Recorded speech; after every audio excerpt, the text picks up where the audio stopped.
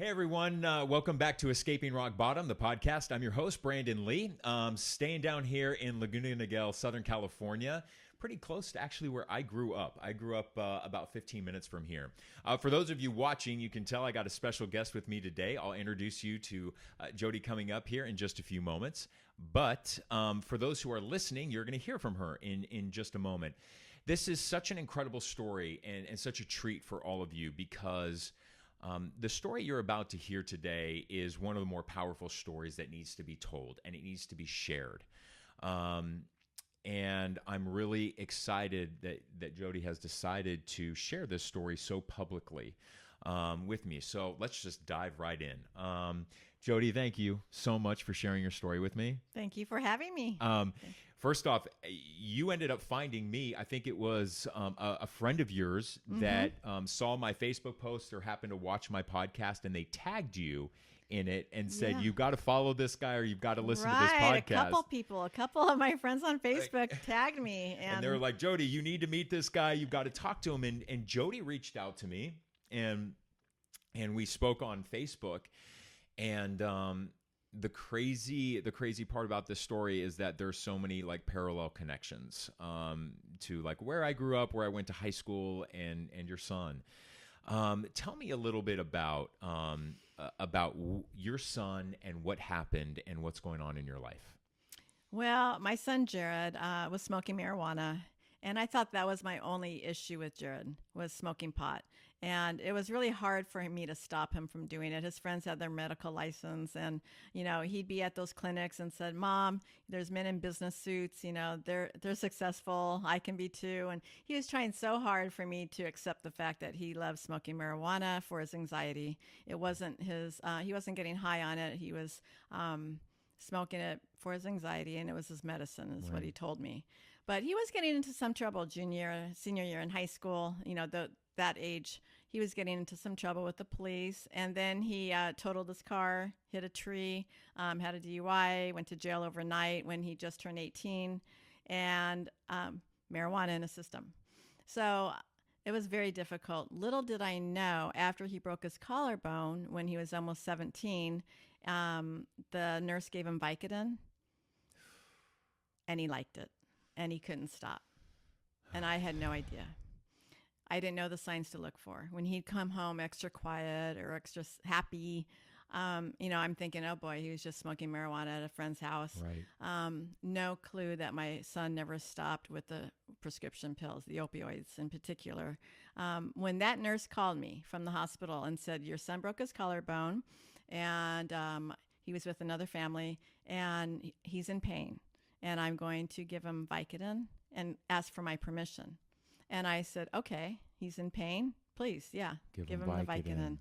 I was not educated. I had no idea that it's actually heroin in a pill. Yep. That it's so addictive that he couldn't stop, that it led to Oxycontin, and the Oxycontin led to something even stronger called Opana. Yeah. No idea. And you know what? Doctors have an idea. Doctors know what is in the chemical makeup of these pills. Absolutely. And there are... Absolutely. And it gets me fired up because there are so many irresponsible doctors out there that are pill pushers, and they are, in my opinion, they are one of the reasons why the opiate crisis is so terrible in this country. They're also the reason why so many people are addicted to heroin. Because you trace it back. I've done stories. I've done exposés. I won an Emmy Award this last year for my expose on the heroin use and what people, every single person I interviewed who was addicted to heroin, every single one of them said it started with a prescription to pain pills. Absolutely. It just yes, that's usually is the way, where it starts. I know. What were like you said that, you know, one of the warning signs was your son was smoking weed. He had gone to jail. As a mom, what did you do back then when your son is going to jail and he's getting caught up and he's having all this? Gosh. Like, what did you do back then? Well, we were confused, my husband and I. We didn't know what to do with him, to be honest. We really didn't know what the answer was for Jared. You know, I mean, I started drug testing him when we caught him smoking weed when he was 17. Drug testing him. And then, you know, how long do you do that for? I mean, so eventually I stopped and, you know, took his car away, you know, took things away from him and never gave him money. and just was saying, it's just, you have to stop doing this, and I didn't know. I could have, I guess, had an intervention, come at 3 a.m. and take him to A wilderness treatment camp. center, yeah. And then I envisioned, what would that look like? I envisioned his brother, 13, 14, 15-year-old brother. Seeing his older brother. Yeah. Him seeing the struggle that he was strong-willed, the struggle with that interventionist, I'm not going, the fight he would have.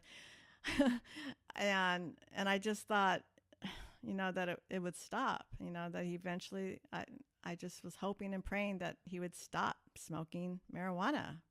But I didn't really have the answers, to be honest with you. And I didn't really know who to turn to. I'd go on walks with my girlfriends and cry to them about it, and then they, some of them would say, well, my kids drink alcohol. And I was like, okay. And Jared didn't like drinking, by the way. He thought, that kills people. Yeah. I got to be honest, a lot of drug addicts don't drink alcohol because we've already found stuff that gets us more fucked up. I mean, I stopped drinking in high school, and then I found drugs, and it was just drugs I can't even remember the last time I had an alcoholic drink. It was way before it was way before I even got sober. Yeah. But take me to the period of time, and how old was he when he started messing with ecstasy?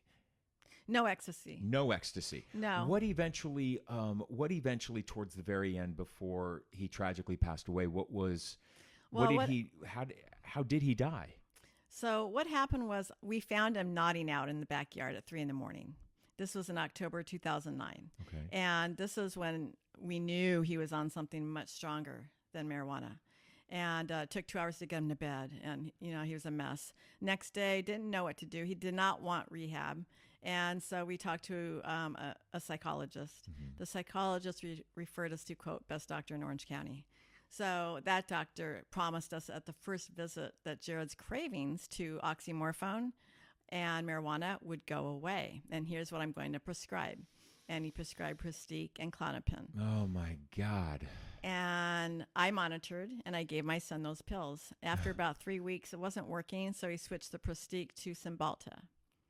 And then a few weeks before Jared passed, he needed now 2 Klonopin a day, not 1. Yeah, because just a pill is going to solve your problems. Mm-hmm. And I'm still waiting for it to start working. This was in October. Now, Thanksgiving at my home, whole family over, found a crushed Opana in his room, and he was a wreck. He was a mess. So, he relapsed. The pills weren't helping him yet. The Klonopin wasn't working. The Cymbalta wasn't working for him. And, he started acting kind of weird, too. Yeah, of he course. was just like, Mom, if anything happens to you, I don't know what I would do. I'm like, what? Where's this coming from? And so he was a mess. And then Christmas Day at Grandma's, again, relapsed, had a bloody nose, wouldn't eat. He complained that his ribs were broken. He knew that Grandma had Vicodin sitting in her medicine cabinet, and that's what he was hoping that she would give him. But instead, she wrapped his ribs with bandage, and he just ripped that apart and caused a scene, and it was another nightmare of a day, Christmas Day. And then January 7th. So my son, one more doctor visit, and this time he prescribed Seroquel. And he said, take 3 to 4 Seroquel at bedtime with the script. He gave Jared 2 handfuls samples of Seroquel. And I was in the waiting room this time. I went to every visit monitoring Jared. And I thought he gave me all the samples. January 7th. So he was prescribed that on the 6th. On the 7th, he had taken Seroquel for the first time. That night, we went to bed at 11 o'clock. He was with 2 friends watching a movie on the couch. And they had relapsed. He had relapsed, rather, on Opana. They cut it up into quarters and shared it. He had taken 3 Seroquel as prescribed. 2 Klonopin were in the system, marijuana. And my husband woke up and saw the light on at 3 a.m. and came down and saw Jared on the couch, barely breathing, and called me downstairs. And I watched him do CPR while I called 911. And then they worked on him some more and rushed him to the hospital where Jared was born, and he passed away at 3:47 a.m. Came back home and told his 15-year-old brother the news. And that's what happened. So now 9 years later, I became an advocate right away because 9 years later, now it's even worse with this fentanyl that's out here, and it's laced in everything. But I became an advocate, and I wanted to stop the overprescribing of these prescription drugs, these opioids that these doctors are prescribing. The doctor that gave Jared's friends these pills, they were in her office in less than 5 minutes. They were out with handfuls, with 300 in a bottle prescribed Vicodin, 250, numerous amounts of prescription drugs, Xanax, Vicodin, Opana, anything they asked for, OxyContin, in less than 5 minutes. And this is what my son was hooked on, her medication, her Is pills. she still out there practicing? Is she still a doctor? What happened was I was getting all these people contacting me about their kids that were hooked on her medication. Right. So I started collecting pill bottles and scripts, and I didn't know she was under investigation for 2 years at the time. So I started working with the DEA to get her. I said, please, Jared's friends were dying. I lost 3 of his close friends the same year, and more I heard of in between in Orange County. And kids were dying. So I put up this poster of faces of kids with my home number and started getting calls. Right. And that's where my mission started. It just hasn't stopped. I get the calls every day, with people wanting help all the time. So anyway, there were 7 civil cases against her. And then there were lawsuits, and she's now in jail 30 years to life. She is in prison for the rest of her life. So... And deservedly so. And deservedly so. I mean, her blood is all over the deaths of these kids. I walked into her office with my poster of faces of kids. What was her reaction? Oh, well, what was the office's reaction? Yeah, I walked right into her office, and she was in her white coat, and I said, look at this poster. Do any of these faces look familiar to you? What did she say? And she said, no comment. And I said, well, this is my son, and these are his friends, 19, 20 years old. And I said, they saw you. His friends saw you. I don't hold them to blame, but I hold you to blame because you're the professional. She wrote the scripts. You knew better. You knew better. And she just kept saying no comment until she said it's the parents' fault. She put the blame on the parents. Mm-hmm. And I said... Did that anger you? It did, but I felt so good afterwards. I felt so good that I did that. I was a little afraid in walking out of her office. I just have to quickly give you a hug because I think that's amazing. I think that is so brave of you to confront the doctor who was writing all these scripts, killing kids. Mm-hmm. And her reaction is no comment, parents are to blame. Oh, it was awful. I mean, the DEA and I were crying in his office. He understood. He knew that something needed to be done quickly. Yeah. Because there were so many deaths. Everywhere I went, her name was brought up. Everywhere I went. So, unfortunately, she's not the only doctor that's overprescribing. No, there's too many sick doctors out there that are doing this. Mm-hmm. Yeah, and there is. Hi. You've obviously found a purpose for living, right? A purpose... Because one of the things I get all the time, Jody, and these messages I get from parents is that, these parents of children who are 17, 18, 19 years old, and they don't know where their child is, and they're seeing the warning signs. Like, they know their child's addicted, and they feel so helpless. Like, they feel helpless. Like, they're looking at their child like, what do I do? And I know that you had mentioned that you had thought about getting an interventionist. You thought about doing those things, but you feared how your son would react, and you fear how your other son would see it and witness it. I got to ask you this, this pointed question. Do you ever sit and do you reflect back saying, I wish I would have called that interventionist? Oh, I think about that all the time. Because I want you to tell, because parents are watching. Parents are going to listen to this because they're the ones who are reaching out to me the most. They can't wait. The longer they wait, the harder it's going to be.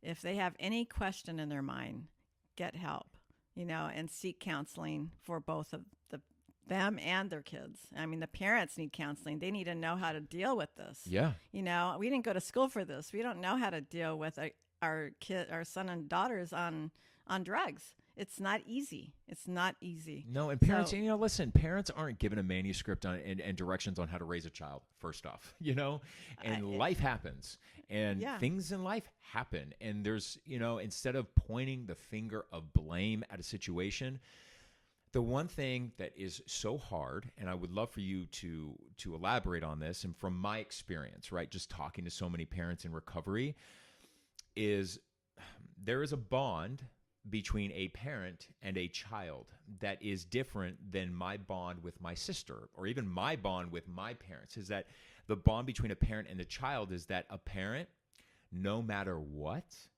their natural parental instincts is to never stop giving up on your child. And some parents fear that if I bring an interventionist, my child will run away and he'll never talk to me again. And they have these fears, and your fear was, well, my other child will see the intervention and he'll be scared by it or be messed up by it.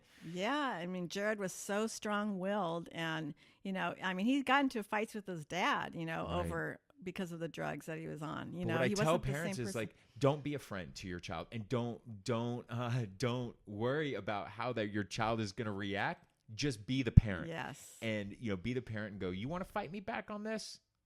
We're about to fight back on this. Right. But I think taking it to that next level is, and it's hard for me to sometimes give this advice, but what I tell them is, I don't like to use the word cutting off, because what you're doing is actually saving your child's life. But when I tell people is that, like, when you set that boundary and you tell them you're not welcome here, hi.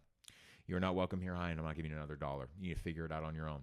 But when you decide to get help and when you decide to get treatment, I will absolutely be right here, willing and ready to support you every step of the way.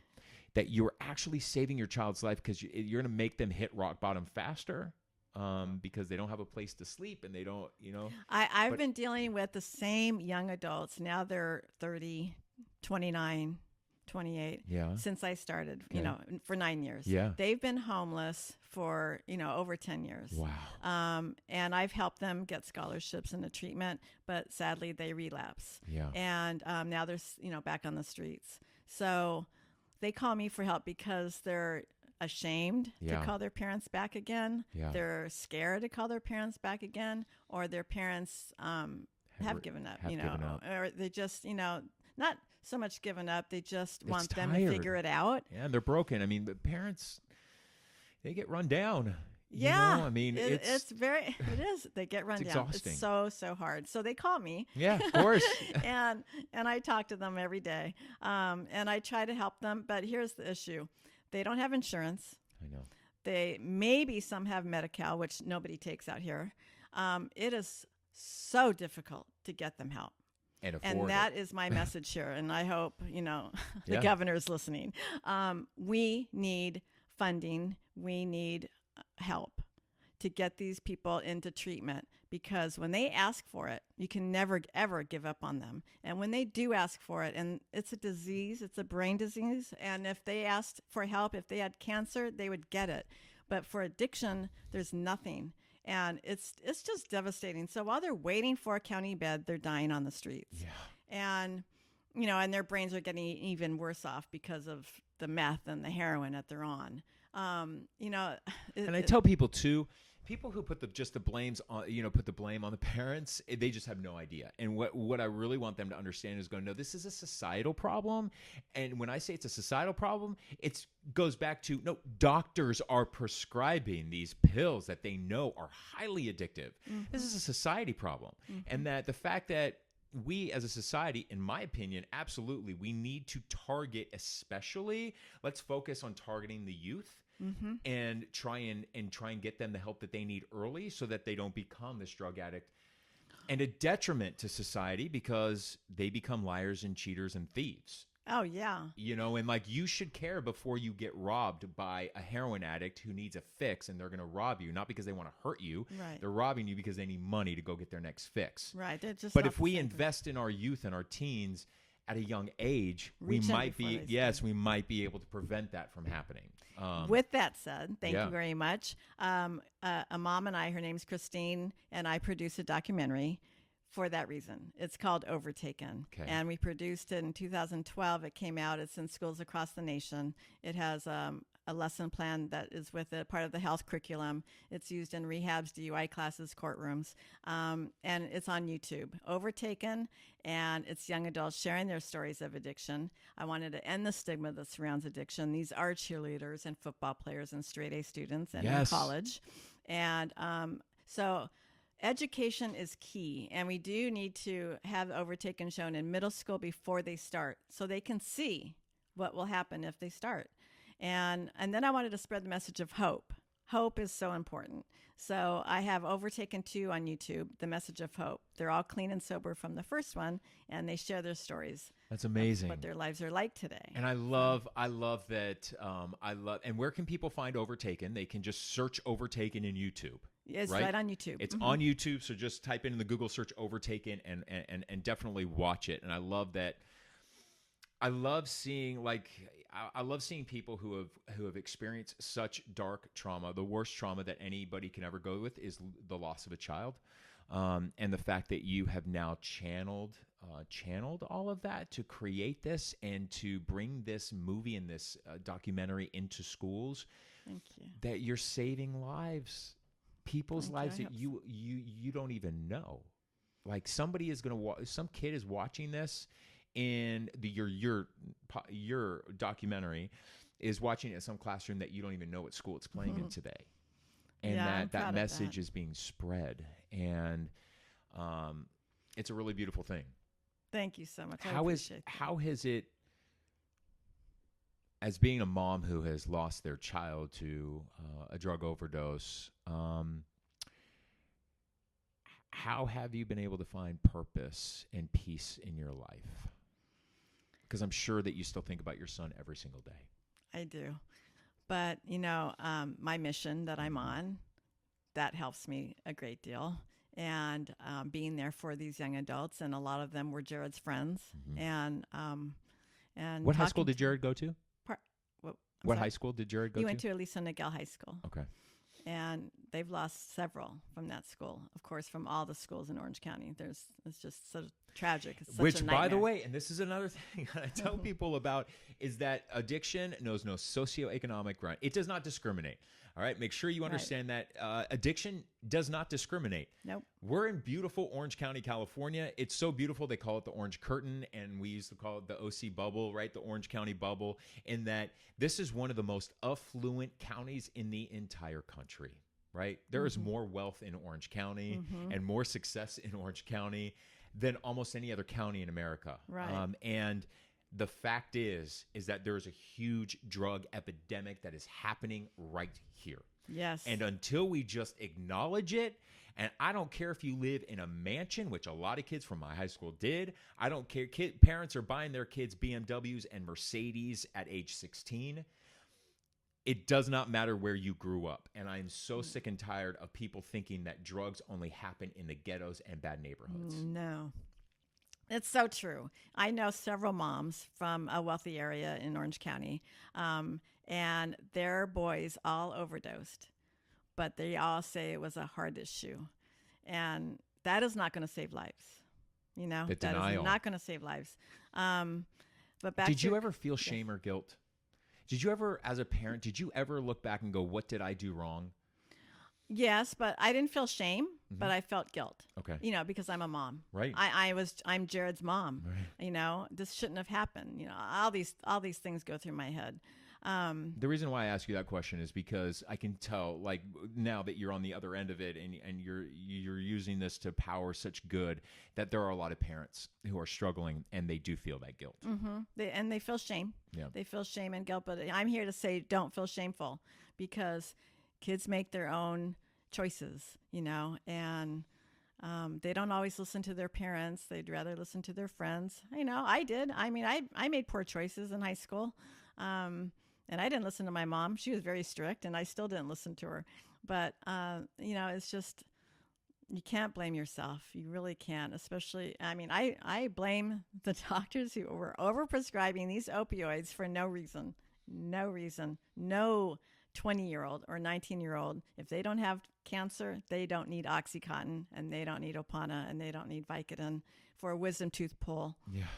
The whole thing. Which, mind you, I had a root canal. I had a root canal, and I always tell the doctors, always. And parents, if you have a child who's a teenager and you're taking your kid to the doctor, you should absolutely have a conversation about addiction with that doctor. And I tell every doctor I go to, I'm a drug addict, and that do not I went and got a root canal, and I had Valium prescribed to me. Oh. 30 pills of Valium. And I looked at the doctor. I'm like, I told you I'm a drug addict. I can't take this. I was like, it's just a root canal. And I'm like, I'll take ibuprofen. And that's all I needed. That's all I needed. But the fact that that's the problem. Yes, that's all you a root needed. canal and I'm getting prescribed Valium is just insanity to me. It is insane. You know, I hear that all the time too, that they're prescribing Vicodin and Norco. Yeah. Same thing. For wisdom teeth pull.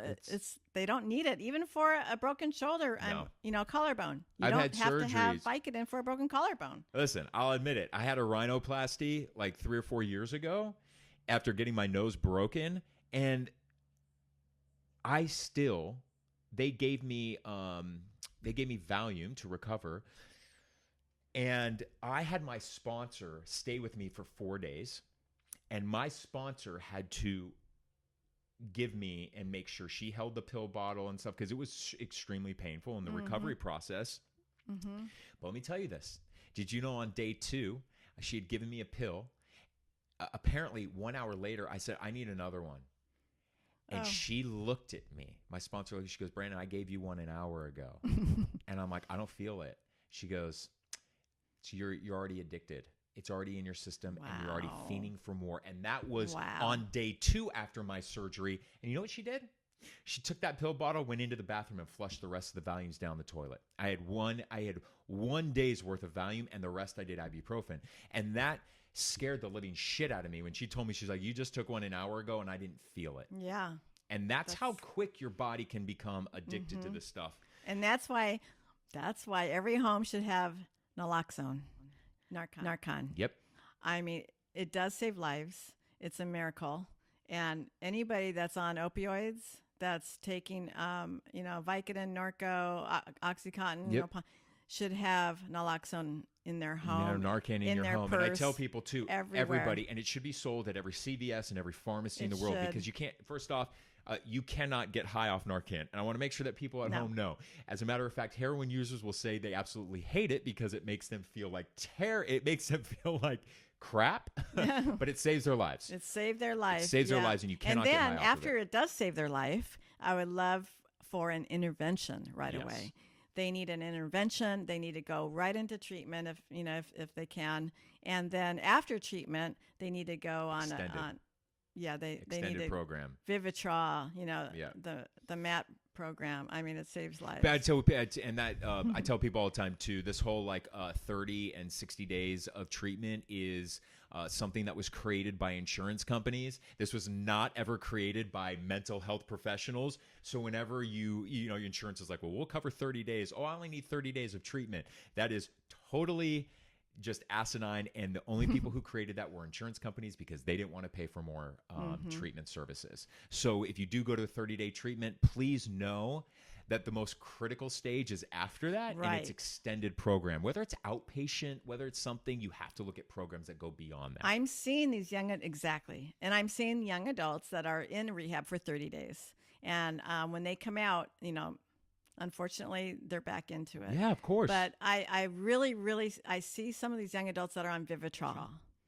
And it's saving their lives. Not long term, just long enough for them to get back into being, sober for a long time. So they have 30 days and they have maybe 6 months, on Vivitrol. It's really helping. It's saving lives. It stops the craving, and it's awesome. It really is. That's awesome. Yeah. Thank you so much. Thank you so much for sharing your story. I know it's painful. I know you're 9 years removed from it, right? 9 years. And, when you and I were just speaking on Facebook, and this is so random and people are going to be like, you are crazy, but that's okay because I admit that I'm crazy sometimes, is that one of my favorite shows is Long Island Medium. And I love Teresa Caputo. I think that I'm not like somebody that believes all psychics, but there's something about her that's magical. And what I believe is that our souls are with us and they're around us at all the time after they've passed. And when I was messaging you on Facebook and we were talking about your son, and I'm celebrating 9 years sober, and it was 9 years ago when he passed. And when you reached out to me, I had goosebumps and chills, and I just got the chills all throughout my body right now. And I'm a true believer that it was not coincidence that you reached out to me. It's not coincidence that you found out about my podcast. It's not coincidence that you live in the same county that I grew up in. Right. That I truly believe your son Jared's spirit is around here, and that it was your son's Jared's spirit and soul that actually put us together.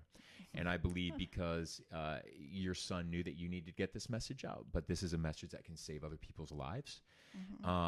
And it's a beautiful thing. Thank you. It's a beautiful I got thing. goosies.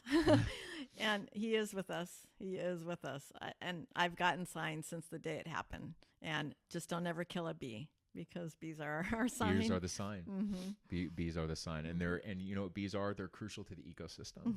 They're crucial to the ecosystem and all of our lives. Yes. Bees are the big indicator for that. So thank you for sharing your story. Thank you very much Brandon. for everybody who's watching and listening. EscapingRockBottom.com. You can find it on YouTube, and definitely check out the documentary. There's 2 of them, and it's Overtaken, and you can simply search on YouTube Overtaken. So thank you again for sharing your story. Thank and you so it was powerful, and I know I hope it's a story that a lot of parents at home can relate to, so that they don't give up hope. So thank you very Never much. give up hope. As long as they're walking, talking, and breathing, there's always hope. And we'll end on that beautiful message. Thanks you all for tuning in.